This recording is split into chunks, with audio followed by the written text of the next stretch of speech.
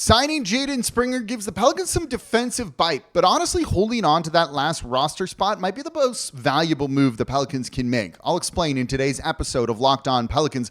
Let's go.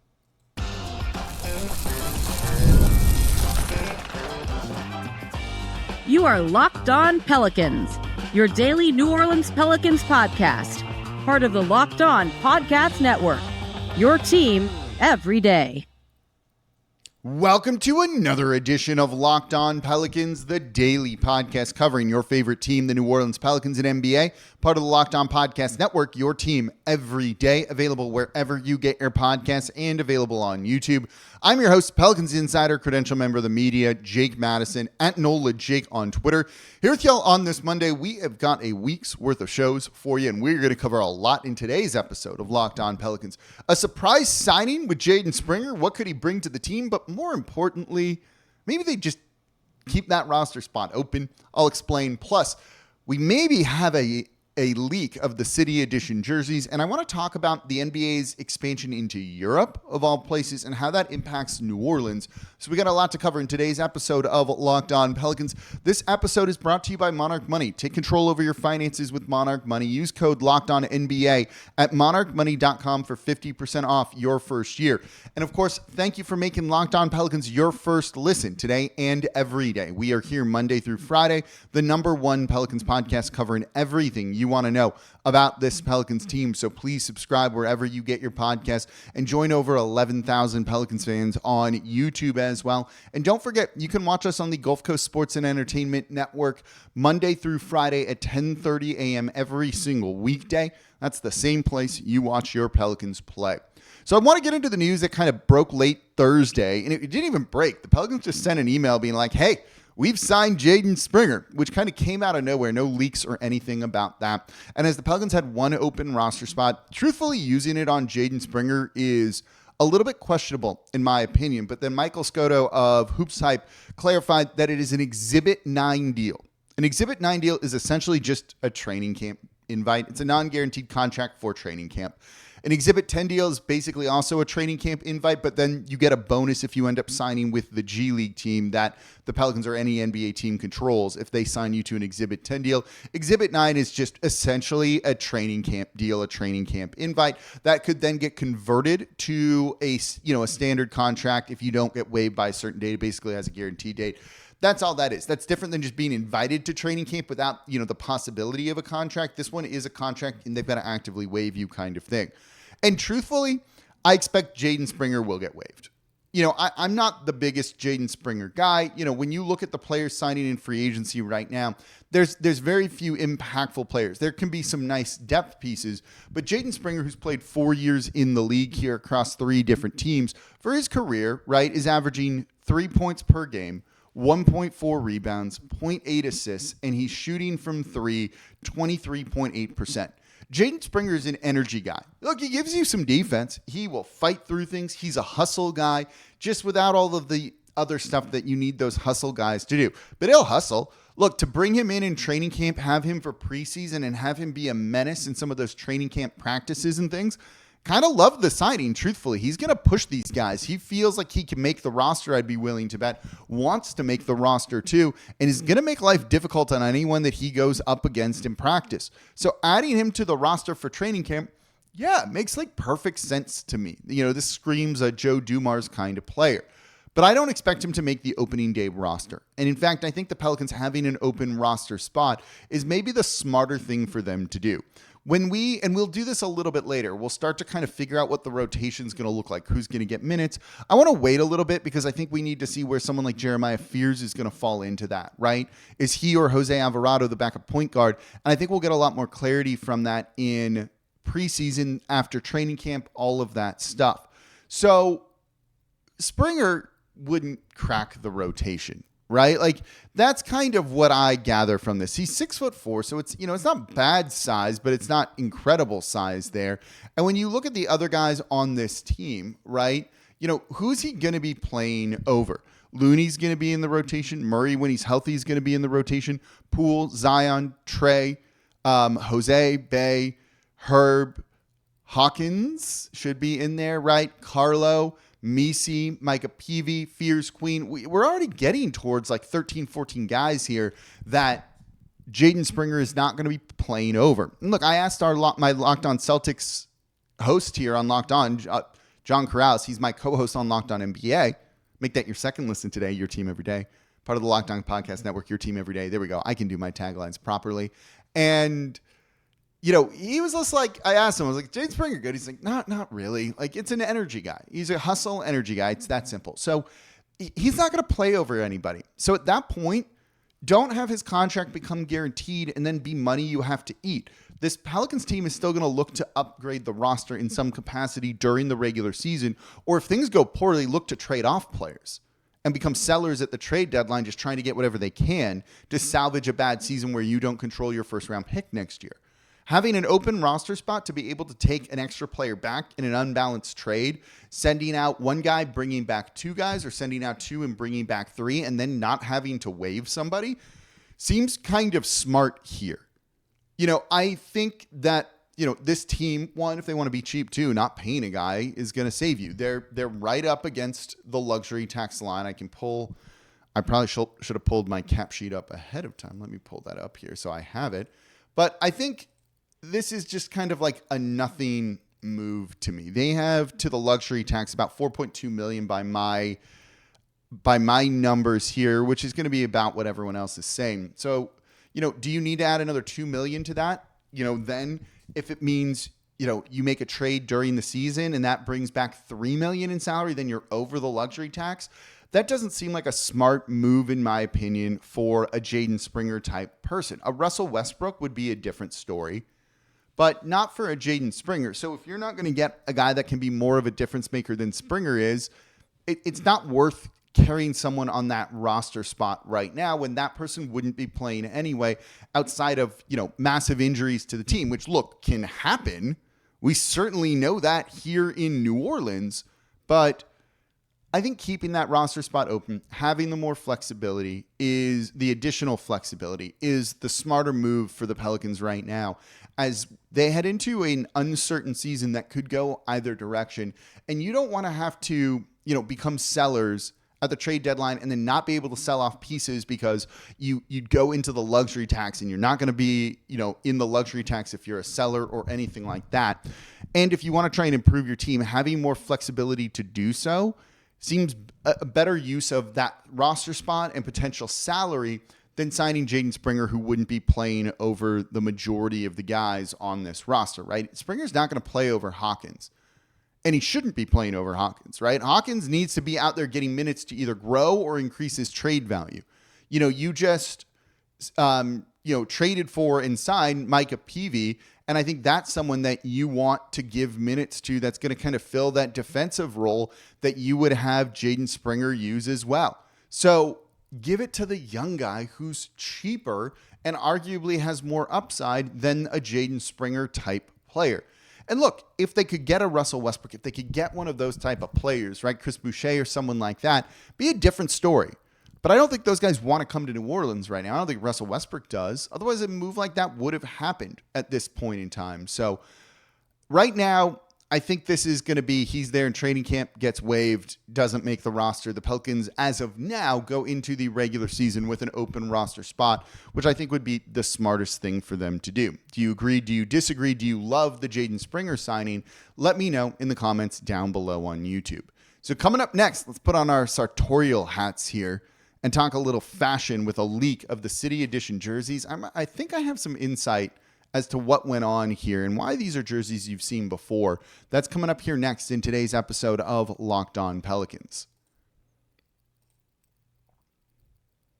Today's episode of Locked On Pelicans is brought to you by Monarch Money. You ever wish managing your money felt easier? With Monarch Money, it can. Whether you're growing your savings, planning a big purchase, Monarch puts you in the driver's seat. It's like having your own personal CFO, giving you full visibility and control over your finances. And Monarch Money is more than just a budgeting app. It's a complete financial command center.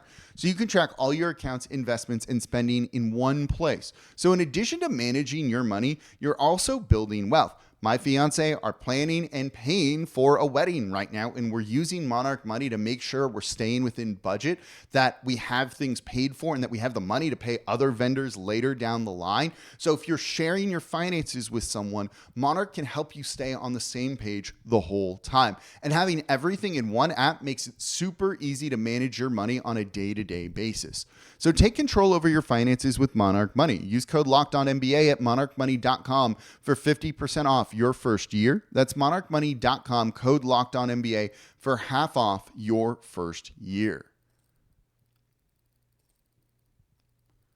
And thank you for making Locked On Pelicans your first listen today and every day. We're here Monday through Friday, the #1 Pelicans podcast, covering everything you want to know about this Pelicans team. So please subscribe wherever you get your podcast and join over 11,000 Pelicans fans on YouTube as well and become an everydayer. That means you listen Monday through Friday to the Locked On Pelicans podcast. And if you're an everydayer, let me know in the comments down below. I see all the everydayers down there. I take a look every single day, even if I don't comment a ton.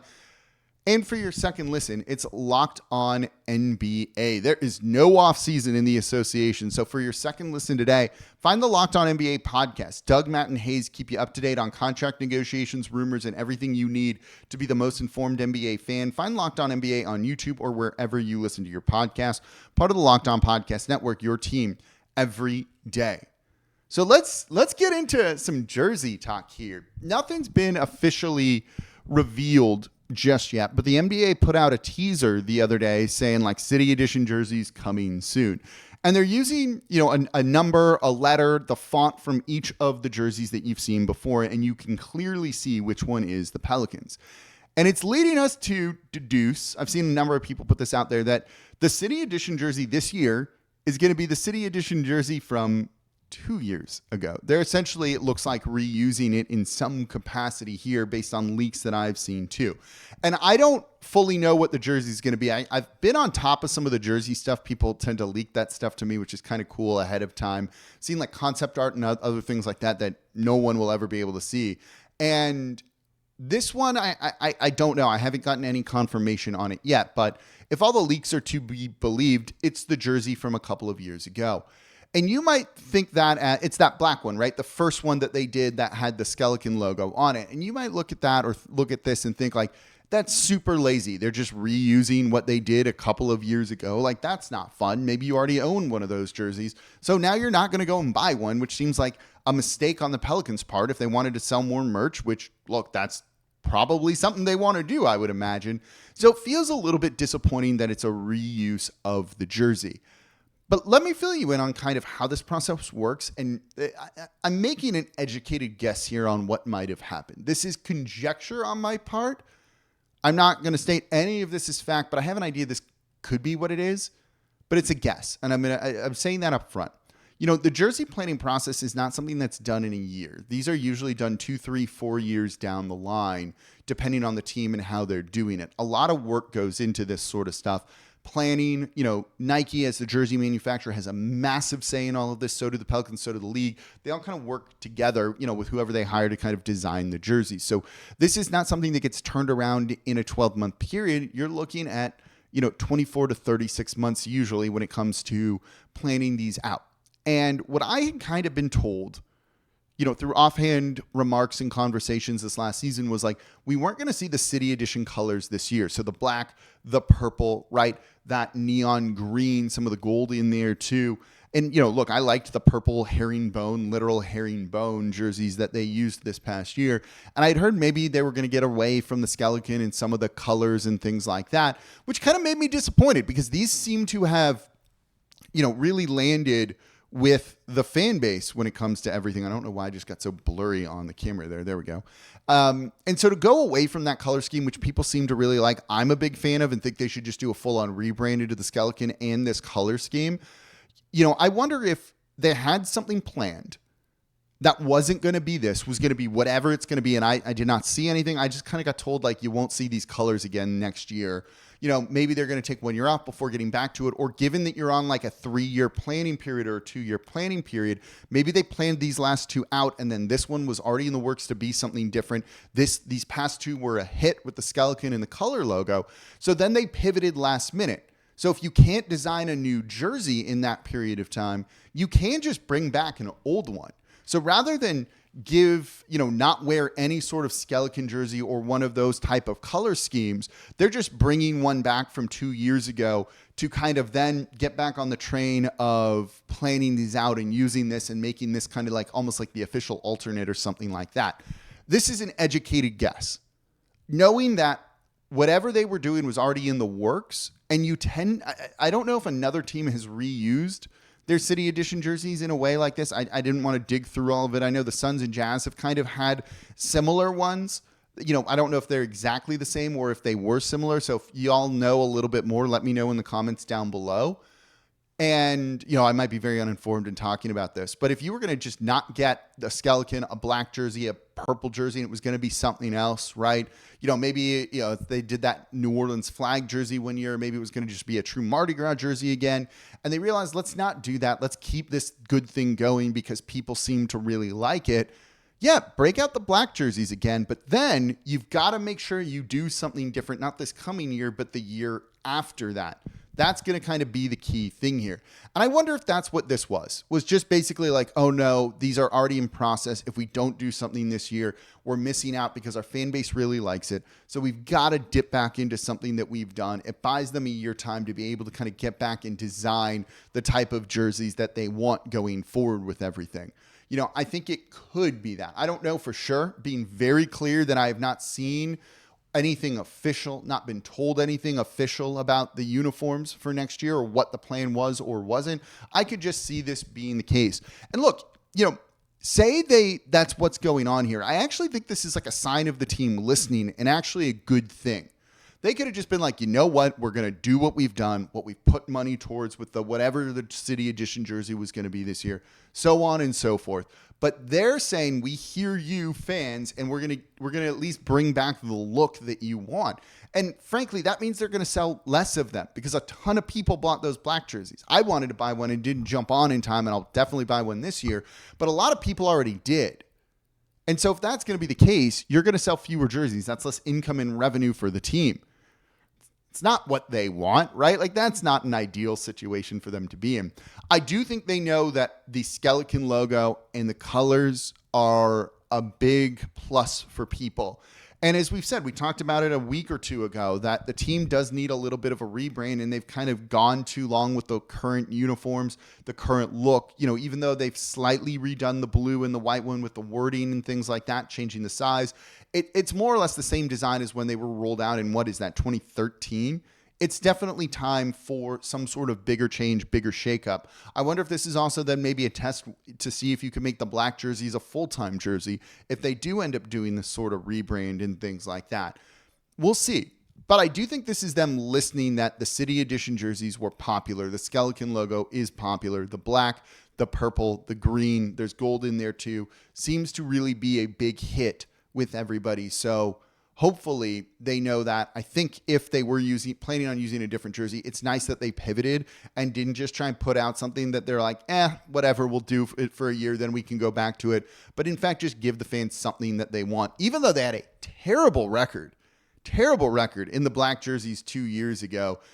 Now, look, when you're not a great team, but they were good that year, 49 wins, and they were not good in the black jerseys. Maybe it's not the move to bring them back just based on that and superstitions when it comes to everything. But look, I'm going to be excited to see the black out there on the court again. Hopefully they do, another court design with it, which they've done a couple of times. I think that's really fun with how all of that works. Allows them, if they still have that court, to reuse it, which is a nice thing. You can just bring that right on back. I think it's all a big plus. I'm excited to see what it is if they do, and maybe it'll be different. Maybe it's that, but with a couple of tweaks to it. I'd be curious to see if there's maybe some big changes, but keeping some of the original stuff there too. Maybe there's more of a pattern on the black than there was before. They could do a variety of different things. We'll see. But if it's still the black jersey, that means they're listening to the fans and knowing that fans like this and they want to bring it back rather than just not have it at all. Do you agree? Do you disagree? Let me know what you think about the potential reuse of the City Edition jerseys from 2 years ago this coming season in the comments down below. So coming up next, expansion, but not in the U.S. Let's break this down because this does have a big impact on the Pelicans. I'll explain what it is that's coming up here next in today's episode of Locked On Pelicans. Today's episode of Locked On Pelicans is brought to you by 5 Hour Energy. Time to fuel up and turn it up with 5 Hour Energy Transfusion. It brings the bold grape, ginger, and lime flavor of your favorite golf drink, minus the alcohol, into a quick, energizing shot. So whether you're sinking birdies or just making memories with friends, this one's a hole-in-one for your energy game. Look, if you don't play golf and you have friends who do, you've heard them talk about the Transfusion drink. Grape, ginger, and lime flavors that they're drinking out there on the golf course. And look, I play a good bit of golf. It's hot in New Orleans, so I'm playing it like a 6 a.m. tee time. When I wake up, which is like oftentimes in the 4 o'clock hour, I value every minute. I need caffeine. I need a jolt of energy before I go and play, even if I'm shooting bogeys, not birdies. And I don't have time to stop and get coffee. I'm not going to take the time in my house to make coffee. I'm just going to drink something quickly. And that means I'm drinking the 5 Hour Energy Transfusion. That's why you need it. If you're just getting up early and you need to save some time, 5 Hour Energy is the way to go with the best flavors ever in the Transfusion drink. So golf is all about good times with good people and good flavors, of course. The grape, ginger, lime flavor gives you the best parts of your clubhouse without crashing down from the beverage cart here. So go to 5hourenergy.com today. That's number 5hourenergy.com. You can use promo code LOCKEDONGOLF to receive 20% off your order. This offer is valid only until September 30th on one order and cannot be used with other promotions. The code is not good on subscription orders, so whether you're meeting up with friends or turning 18 holes into 36, get the energizing boost you need to power through. Order transfusion-flavored 5 Hour Energy shots today. And thank you for making Locked On Pelicans your first listen today and every day. We're here Monday through Friday, the number one Pelicans podcast, covering everything you want to know about this Pelicans team. So please subscribe wherever you get your podcast and join over 11,000 Pelicans fans on YouTube as well and become an everydayer. That means you listen Monday through Friday to the Locked On Pelicans podcast. And if you're an everydayer, let me know in the comments down below. And for your second listen, Locked On Saints with host Ross Jackson. Chargers game is coming up here before you know it. I think it's next weekend, right? The Saints are going to be out in California for training camp. Ross Jackson's going to be traveling out there to cover all of the practices, tell you who's going to be QB1. I know I'm listening. Make Locked On Saints your second listen today. Part of the Locked On Podcast Network, your team every day. So final thing I want to talk about, because I do think it's actually very relevant, is the NBA is looking to expand, but maybe not in the U.S. No Vegas, no Seattle. What about NBA Europe? And that's something that we're starting to hear a whole lot more about over the past couple of days here, that the NBA is considering starting a new league in Europe, either creating new teams or bringing additional teams into the fold, into kind of the Euro League and all of that, or adding teams to it. And I think this is an interesting idea because this does impact the NBA in the sense that it is slowing down expansion in the US. From everything I've read about this and talking to some people behind the scenes, this is the focus from Adam Silver. He feels there is, the commissioner, Adam Silver, feels there's an untapped market and potential for revenue in Europe right now. They don't drop high TV ratings, particularly here in the US, but if you had an NBA team, and they're not going to be playing in the NBA. They would be playing in Eurobasket and other things like that, right? The European League. It would not be something where these are going to be playing NBA teams outside of a preseason game here and there, right? But is there money to be able to tap into? And they feel like they do. And right now, this is taking up Adam Silver's and the league front office's time, rather than focusing on expansion to Seattle or Vegas. And from what I heard was the buy-in for if you wanted to start a new team, look, I'm a big AC Milan fan. Their owner is Redbird Capital, who's apparently interested in putting a team in Milan as well. The buy-in's going to be $500 million. That's $500 million that goes to the league that then is just going to get split up with the NBA owners. So if you're NBA owners, you could make a quick, easy buck if you expand 10 teams here, right? That's $5 billion coming back to the league to get split up amongst all owners. That seems potentially easier than a Seattle or Vegas expansion, which, while yes, you get a big check for that, dilutes the TV rights a little bit. So this is a way for owners to make money overseas without losing their part of the pie here in the US when it comes to the NBA. Yeah, you might get, a $5 billion check for a Seattle team that gets split up 30 ways, but then your revenue is going to be cut by, whatever percentage it would be. If you add two teams, you're losing. That's 32 teams splitting up the money versus 30. Your piece of the pie gets a little bit smaller. So why focus on expansion here when you can just get basically money for nothing without losing anything in Europe? And what this will do is going to kind of beat the drum of, the Bill Simmonses and other people of like, well, then you just move teams around because they desperately want a team in Seattle and Vegas, which means the noise around the Pelicans gets higher with all of this. And we talked about this a week ago where I said, they're not moving. I talked to a couple people with the team. It was made very clear to me there is zero chance that this team is being sold or relocated or anything like that. So that noise is going to come. Ignore it. Gayle Benson is not selling the team. They're not relocating at all, no matter what amount of money is offered. I can put an exclamation point on that, a period, whatever you want. But the noise will get loud from this. But it also, put a bunch of teams in Europe, give Gayle Benson more money to hopefully reinvest into the franchise to help make them more competitive with everything. That's only a good thing here. More money coming into the Pelicans means more money reinvested to the Pelicans, which could mean better equipment, all that's, it's only a good thing, right? Now, it's not my money. I don't want to advocate for someone making money and just pocketing it. As long as you're reinvesting it into the team, I think this is a really good thing. This is a way to kind of solve that problem that, expansion has the downside to it of pieces of the pie get smaller, but this doesn't impact the pie and everyone gets paid, maybe not as much as before, but you still get paid. It's kind of like the win-win, I think, when it comes to the league and what they're looking for here in terms of expansion. Also, being an AC Milan fan, having an AC Milan, good basketball team would actually be a very cool thing. Even if I wonder if they can spend the $500 million on that because they need to buy a damn striker. Besides the point, so we're going to end Locked On Pelicans there. So I appreciate y'all so much for listening. As always, I'm your host, Jake Madison, at NOLA Jake on Twitter. This is the Locked On Pelicans podcast. We are part of the Locked On Podcast Network, your team every day. Watch us on the Gulf Coast Sports and Entertainment Network every single weekday at 10:30 a.m. And I'll be back with y'all tomorrow.